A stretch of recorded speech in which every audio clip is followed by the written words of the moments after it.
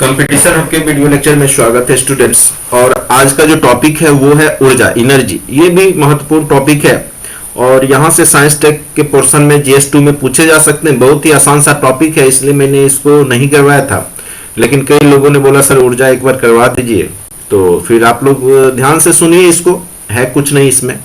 आप लोग जान ही रहे ऊर्जा एनर्जी का जो सोर्स है आपका, जो नवीकरणीय और नवीकरणीय, तो उससे रिलेटेड यहाँ पे क्वेश्चंस पूछे जा सकते हैं। क्योंकि भारत जो है पूरा पूर्ण रूप से आप कह सकते हैं कि डिपेंडेंट है किसी अन्य देश पे। खास करके जो भी पेट्रोलियम्स आते हैं भारत में वो अन्य देशों से ही आते हैं। भारत में पेट्रोलियम की जो उत्पादन है वो बहुत ही कम है। तो इसको लेकर के क्वेश्चन ऊर्जा की समस्या को लेकर के पूछे जा सकते हैं। तो इसको देखिए क्या लिखेंगे, किस प्रकार से लिखेंगे। तो भूमिका में सबसे पहले अगर ऊर्जा से रिलेटेड क्वेश्चन है तो ऊर्जा के बारे में 2-4 लाइन लिख दीजिए। यहाँ पे हमने क्या लिखा है, ऊर्जा आर्थिक विकास और जीवन स्तर बेहतर बनाने का एक आवश्यक साधन है और ऊर्जा संसाधनों का विकास किसी देश के औद्योगिक विकास का सूचक होता है। यानी आपके देश में जितना ऊर्जा संसाधन का विकास होगा उतना ही आपका देश क्या होगा, औद्योगिक रूप से विकसित होगा। ऊर्जा उत्पादन और उसकी उचित खपत को भी सुनिश्चित कर किसी देश में आर्थिक पिछड़ेपन, कुपोषण एवं अशिक्षा आदि जैसी समस्याओं को समाधान किया जा सकता है। देखिए ऊर्जा क्या होता है, ऊर्जा से किसी देश की तरक्की डिपेंड करती है। आपके देश में जैसे ऊर्जा के रूप में जैसे कोयला है, कोयला से विद्युत तैयार होता है, फिर विद्युत से बिजली से पूरा तरक्की होता है, देश का विकास होता है।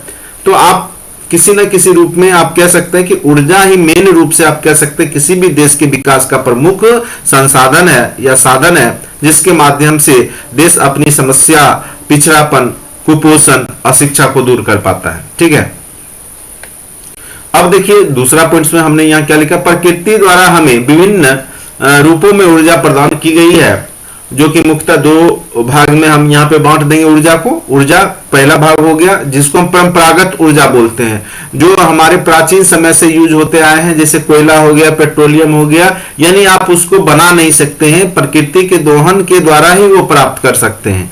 वह अनवीकरणीय हो गया। नवीकरणीय जिसको हम नए रूप से फिर से तैयार कर सकते हैं, इसको हम परंपरागत, गैर परंपरागत ऊर्जा स्रोत बोलते हैं। क्योंकि यह यूज में उतना अभी तक नहीं आ पाया है लोगों के लिए, और इसको वैकल्पिक ऊर्जा के सोर्स के रूप में भी माना जाता है। ठीक है, क्योंकि इसके क्षेत्र में अभी विकास हो ही रहा है, पूर्ण रूप से अभी तक विकास नहीं हो पाया है। खास करके उसमें आप एग्जाम्पल दे करके उसके बाद उसकी चर्चा कर देंगे। जैसे अनवीकरणीय हम लोग एग्जाम्पल लिख देंगे, कोयला हो गया, तेल, प्राकृतिक गैस, लकड़ी, ये सब क्या है आपका अनवीकरणीय, जिसको आप बना नहीं सकते, ये प्रकृति के दोहन से ही आपको प्राप्त होगा। उसके बाद है जैसे नवीकरणीय में हम सौर ऊर्जा। देखिए सौर ऊर्जा एक ऐसा ऊर्जा जो कभी समाप्त नहीं होगी, वो हमेशा शुरू से आती रहेगी, तो उसका यूज कीजिए। पवन ऊर्जा, हमेशा पृथ्वी घूमती रहेगी और वहां से पवन ऊर्जा आप जो है वायु से आप तैयार कर सकते हैं। बायोमास, जितने भी गंदगी है, जो भी अपशिष्ट पदार्थ है, उससे तैयार कर सकते हैं आप। तो ये भी, इसके बारे में भी चर्चा कर सकते हैं आप। उसके बाद है फ्यूल सेल। ठीक है, बहुत सारे जो सेल से फ्यूल निकाले जाते हैं, तो ये सब एक वैकल्पिक सोर्स के रूप में यहां पर आप लिख सकते हैं। उसके बाद हाइड्रोजन ऊर्जा हो गया, बहुत सारे ऊर्जा है। फिर आप बैटरी संचालित ऊर्जा हो गया, इलेक्ट्रॉनिक ऊर्जा हो गया जिससे आप तैयार करते हैं, भूतापीय ऊर्जा हो गया। उसके बाद महासागरीय ऊर्जा हो गया, महासागर से तैयार किया जाता। नाभिकीय ऊर्जा तो आप परमाणु रिएक्टर से तैयार करते हैं, आपको पता ही है ये सब। तो ये सब पॉइंट्स को लिख करके आप 2-2, 4-4 लाइन एक्सप्लेन कर दीजिए, बस हो गया। और कुछ नहीं है ऊर्जा में, खास करके जो वैकल्पिक सोर्स है उस पे आप अच्छे से लिख सकते हैं। थोड़ा सा और भी हम आपको बता दें कि क्या क्या आपके पास कुछ पॉइंट्स होंगे तो आप अच्छे से लिखेंगे।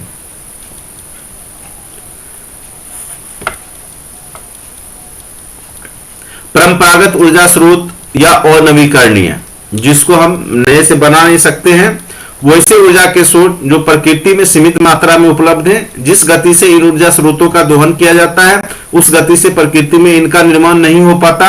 जैसे कोयला, तेल, पेट्रोलियम, प्राकृतिक गैस, ये क्या हो रहे हैं कि दिनों दिन खत्म होते जा रहे हैं। ठीक है, और हमारे देश के लिए आने वाले समय में ऊर्जा की समस्याएं आ सकती है।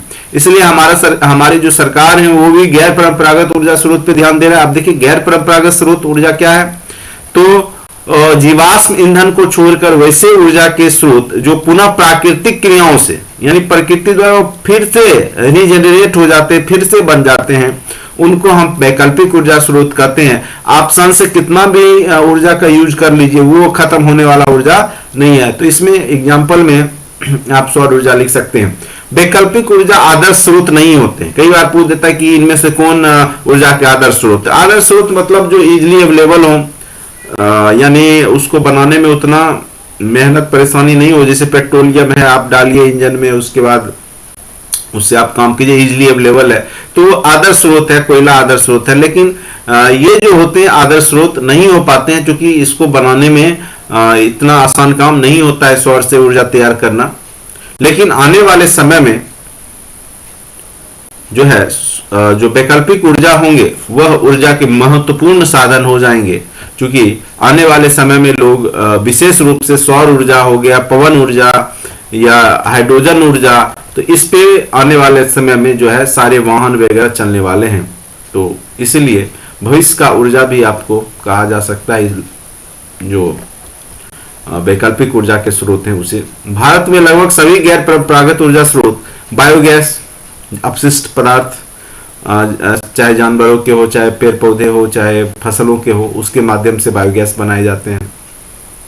सौर ऊर्जा, पवन ऊर्जा, लघु पन बिजली भी जो तैयार किया जाता है पहाड़ों की ऊंचाई पर से पानी के गिरने से, जो डैम बना करके वहां पे किया जाता है। फिर समुद्र से प्राप्त ऊर्जा जो है, समुद्र का भी लेयर होता है, तो ऊपर नीचे में कहीं टेम्परेचर ज्यादा है कहीं कम है, तो उससे भी वहां पे ऊर्जा के रूप में तैयार किया जाता है। भूतापीय ऊर्जा, पृथ्वी के तापमान से भी जो है ऊर्जा तैयार की जाती है। तो ये सब पे जो है काम चल रहा है। भारत कुल स्थापित नवीकरणीय ऊर्जा क्षमता के लिहाज से विश्व में 5वें स्थान पे है। तो भारत बहुत ही अच्छा काम कर रहा है, और इसका पोजीशन अभी जो गैर परंपरागत ऊर्जा स्रोत के निर्माण में जो है वो 5वें स्थान पर है। ये इसके महत्व को दर्शाता है। और पवन ऊर्जा के मामले में भारत 4थे स्थान पर है, तथा सूर्य से ऊर्जा तैयार करने के मामले में 5वें स्थान पर मौजूद है। तो ये भारत की रैंकिंग को भी अगर आप दर्शाते हैं तो बहुत अच्छा होगा। उसके बाद है वर्तमान समय में भारत में नवीकरणीय या स्वच्छ ऊर्जा का उत्पादन कुल क्षमता का कितना है, 40% है। राष्ट्रीय स्तर पर कुल विद्युत आपूर्ति 22% जो है, यहां पर देखिए वो आपके नवीकरणीय या स्वच्छ ऊर्जा के माध्यम से की जाती है। तो यहाँ पे ये आप पॉइंट्स जरूर लिखिएगा, करंट का इसमें ऐड कर दिया गया है। वर्तमान समय में भारत में नवीकरणीय ऊर्जा या स्वच्छ ऊर्जा जो कि पर्यावरण को प्रदूषित नहीं करते हैं, उनकी क्षमता 40% है। यानी 100 अगर के भी ऊर्जा तैयार होगा तो उसमें 40% इसी का है। राष्ट्रीय स्तर पर कुल विद्युत आपूर्ति का 22% जो है वो आपका तैयार होता है नवीकरणीय ऊर्जा के स्रोत से। सौर ऊर्जा और पवन ऊर्जा का कुल शेयर 10% है। ठीक है, उसमें से पवन ऊर्जा, सौर ऊर्जा और पवन ऊर्जा का कुल शेयर कितना है, 10% तक है। यानी पूरे जितना भी ऊर्जा तैयार किए जाते हैं, जैसे 40% जैसे आपके नवीकरणीय है, तो उसमें भी 10% किसके हैं, मेन रूप से पवन और सौर ऊर्जा के ही हैं। शेष जल विद्युत ऊर्जा का है। ठीक है, जल विद्युत ऊर्जा जो कि पानी से डैम बना करके तैयार किया जाता है। तो यहाँ पे हमने लिख दिया है। और नवीकरणीय परंपरागत 60, इधर हो गया 40 में 22 विद्युत आपूर्ति गैर परंपरागत। ठीक है, तो इस प्रकार से हमने यहाँ पे आप भी बना सकते हैं इस तरह का चित्र कि कुल विद्युत आपूर्ति का जो 22% है वो सौर ऊर्जा और पवन ऊर्जा से है। इस इधर अन्य लिख दीजिएगा। ठीक है, तो इस प्रकार से बना करके परंपरागत गैर परंपरागत ऊर्जा के स्रोत को आप दर्शा सकते हैं। ये टोटल आपका 40% यहाँ पे दर्शा सकते हैं। इसको यहाँ से एक बार घेर दीजिएगा। ठीक है, अब आते हैं भारत का लक्ष्य क्या है आगे ऊर्जा के सोर्स में कितना आगे बढ़ने का, वो देखिए। भारत का लक्ष्य है कि 2030 तक 450 से 500 गीगावाट जो एनर्जी है वो आपके नवीकरणीय ऊर्जा स्रोत से तैयार करेगा। अभी वर्तमान में मात्र भारत जो है 100 गीगावाट सौर ऊर्जा तथा पवन ऊर्जा से तैयार कर रहा है और मात्र 40 गीगावाट जल विद्युत से कर रहा है। यानी अभी वर्तमान में भारत के पास मात्र 140 गीगावाट ही, इसकी चर्चा कर देंगे, नवीकरणीय ऊर्जा के से तैयार किए जाते हैं मेन रूप से। और जबकि लक्ष्य 2030 तक कितना है, 450 से 500, यानी अभी के हिसाब से कम 3 गुना से 4 गुना और भारत को नवीकरणीय ऊर्जा स्रोत पे जो है काम करने की आवश्यकता है। तो उसके लिए पूंजी भी चाहिए। समस्या क्या है कि आपका खर्च 200 अरब डॉलर प्रत्येक वर्ष, 20 अरब डॉलर, यानी अगर हमें 2030 में चाहिए और 2022 चल रहा है, ठीक है, और इसके तिगुना आपको ऊर्जा चाहिए, लगभग 420 या 500 के अराउंड गीगावाट में, तो आपको 200 अरब डॉलर प्रत्येक वर्ष के हिसाब से खर्च करने होंगे। मतलब टोटल 200 अरब और प्रत्येक वर्ष के हिसाब से जो है 20 अरब डॉलर खर्च करने होंगे, जो भारत जैसे देशों के लिए आर्थिक रूप से समस्या का कह सकते हैं कि यहाँ भारत चूंकि उतना आर्थिक रूप से संपन्न देश नहीं है, जिस कारण से ये सबसे बड़ी समस्या है। उसके बाद ऊर्जा उपभोग में भी हम बहुत पीछे हैं। अमेरिकी परिवार के औसत से भारतीय परिवार औसत ऊर्जा का खर्च मात्र 1/10 भाग है, ठीक है, मात्र 1/10 भाग ऊर्जा ही हम लोग जो है अमेरिका जैसे विकसित देशों से तुलना में करते हैं। अब देखिए थोड़ा सा मैप में हमने यहाँ पे दर्शा दिया, तो अगर आप लोग भी दर्शा दे तो बहुत बेहतर हो जाएगा आपका आंसर।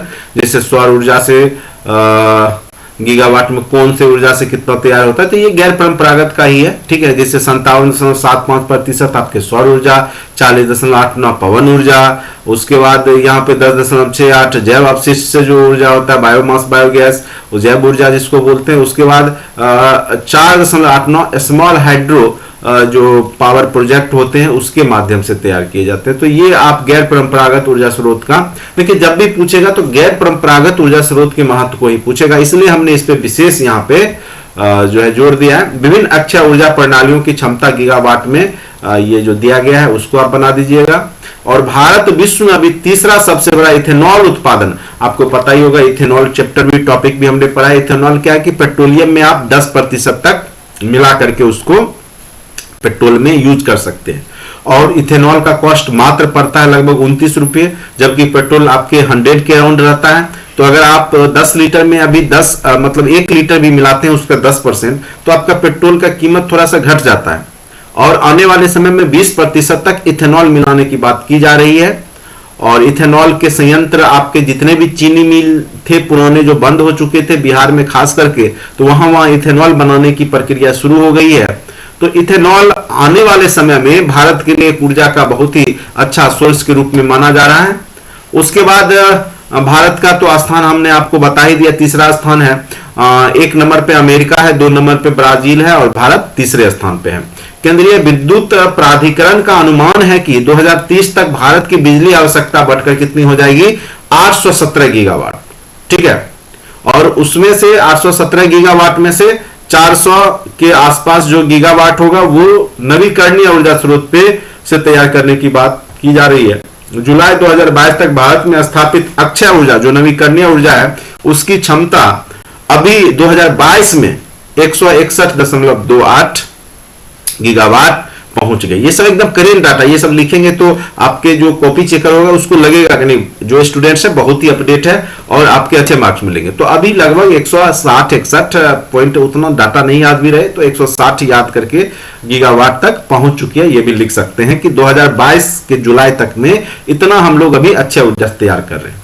यानी आने वाले समय में जो भारत का लक्ष्य है ऊर्जा के सोर्स में, नवीकरणीय ऊर्जा के सोर्स में 2030 तक 400, 450, 500 गीगावाट तैयार करना, वर्तमान में कितना कर रहा है, अक्षय ऊर्जा के कौन कौन से सोर्स हैं उसके बारे में, परंपरागत ऊर्जा क्या है उसके बारे में, गैर परंपरागत, तो ये सब आप ऊर्जा से रिलेटेड टॉपिक को दिमाग में बैठा के जाएंगे। एक परमाणु रिएक्टर है, तो परमाणु रिएक्टर आप लोग बचपन से पढ़ते आ रहे हैं और वो भी टॉपिक जो है हम आपका नेक्स्ट करवा ही देते हैं। अब तो बहुत कम टाइम है, ऐसे तो मैं कहूंगा हमने जितना भी वीडियो करवाया है उतना ही आप करते रहे, देखते रहे और भरोसा रखें।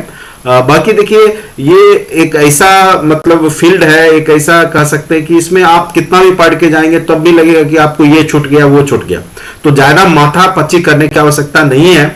कॉन्साइज में पढ़े, जितना टॉपिक हमने कहा है, बार बार मैंने बोला है, उतना पढ़ के जाएं और उम्मीद करें कि वही आ जाएगा।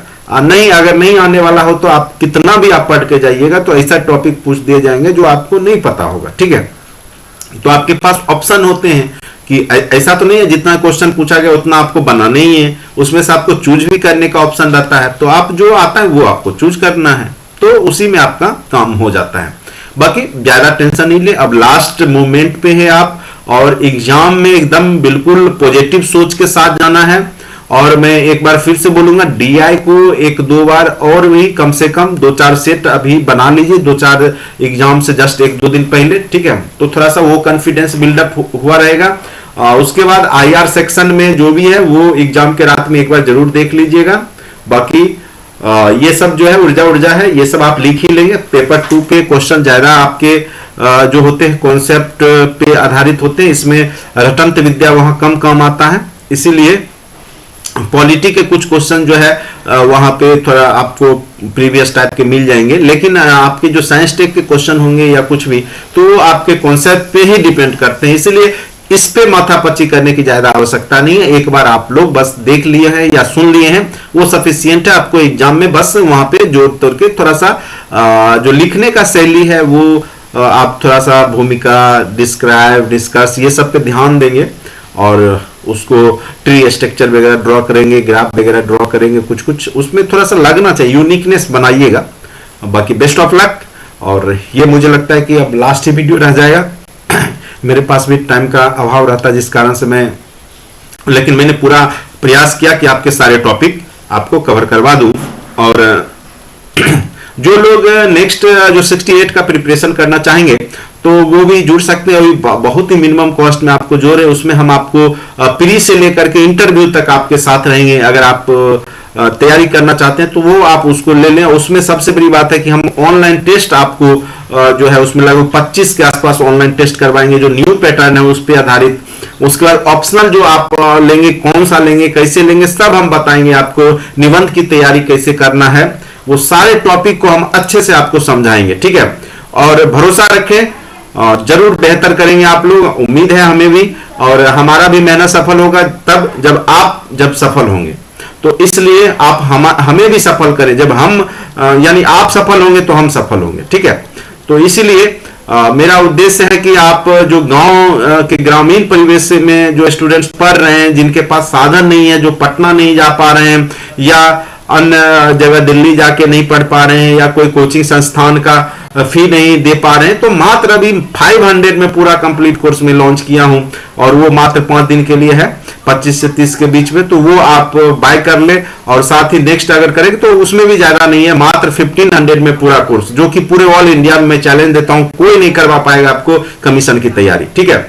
और बाकी रही क्वालिटी का, तो आप क्वालिटी हमसे पढ़ी रही, अगर आपको अच्छा लगता है तब बाय करें, अन्यथा करने की कोई जरूरत नहीं है। यूट्यूब पे फ्री में मेरा सारा वीडियो है, आप उसको देखिए और मजे लीजिए, ठीक है। आज के लिए इतना ही। Thank you so much watching for this video.